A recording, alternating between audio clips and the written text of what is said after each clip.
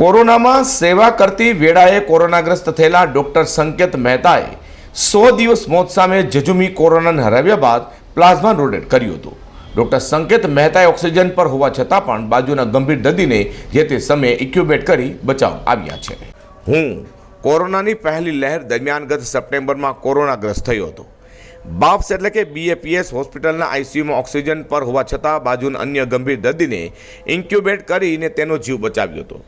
ઇન્ક્યુબેશનમાં અથવા મોં તેમજ નાક દ્વારા એટલે શ્વાસ નળીમાં વેન્ટિલેટરની ફ્લેક્સિબલ નળી દાખલ કરવાની પ્રક્રિયા છે। ઓક્સિજનનું લેવલ ઘટે ત્યારે વેન્ટિલેટરની સહાયથી બાહ્ય શ્વાસ પૂરો પડાય છે।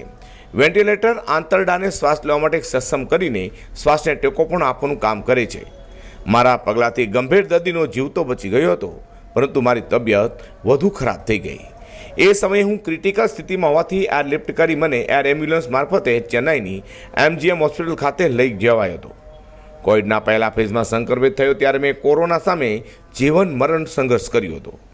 BAPS હોસ્પિટલના વેન્ટિલેટર પર રહ્યો, પણ સ્થિતિ ન સુધરતા એક્સ્ટ્રા કોર્પોરિયલ મેમ્બ્રેન ઓક્સિજન ઇઝર પર રાખવામાં આવ્યો હતો।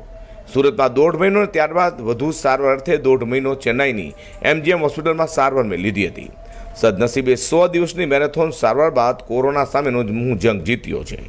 એક તબીબ હોવાના નાતે મને ખ્યાલ છે કે જિંદગી કેટલી કિંમતી હોય છે। આપણા પ્લાઝમા કોઈ કોરોના દર્દીને જીવનરક્ષક બને છે। હાલ કોવિડના બીજા ફેઝમાં જીવનરક્ષક સમાન ગણાતા વેક્સિનેશન સાથે પ્લાઝમાની પણ એટલી જ માંગ હોવાથી જેમના પણ એન્ટીબોડી બન્યા હોય તે દરેક વ્યક્તિઓએ સ્વૈચ્છિક રીતે આગળ આવીને આ મહામારી નાથવામાં સહયોગ આપવો જોઈએ તેવું તેમણે જણાવ્યું હતું। હોસ્પિટલમાં એડમિટ કરવામાં આવ્યો હતો તે દરમિયાન મને પણ ઘણી બધી દવાઓ, પ્લાઝમા, એક્મો ટ્રીટમેન્ટ સાથે બહુ બધી ટ્રીટમેન્ટ આપવામાં આવી હતી અને 100 દિવસ પછી હું રિકવર થયો હતો।